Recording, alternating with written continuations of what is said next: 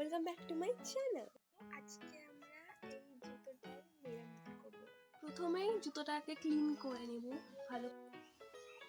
এটা এখন দেখতে কিছুটা এরকম হয়েছে,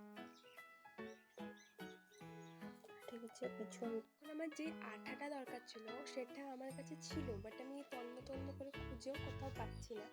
তো সেই জন্য আমাকে আবার এখন দোকানে যেতে হবে। এভাবে কাঠি কিনে নিয়ে চলে এসেছে, কোনো কি করে ইউজ করতে আমি জানি না।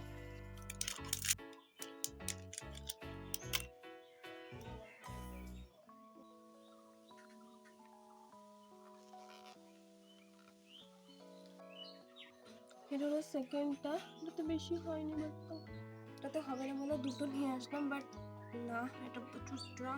মেন যে প্রবলেমটা ছিল সেটা তো সলভ হয়ে গেছে, কিন্তু এগুলো তো একটু কেমন লাগছে, দেখি এটার কি ব্যবস্থা করা যায়। অ্যাক্রিলিক পেইন্টটা আছে, তো আমি দেখি এটা দিয়ে করতে পারি কিনা।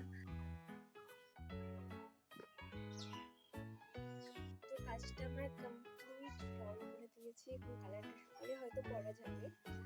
তো আমি জানি না এটা কতদিন টিকবে বা কালারটা কতদিন উঠবে না, বাট এটা বানানোর পর যে একটা শান্তি হচ্ছে, মনে হচ্ছে যে হ্যাঁ খুব ভালো লাগছে।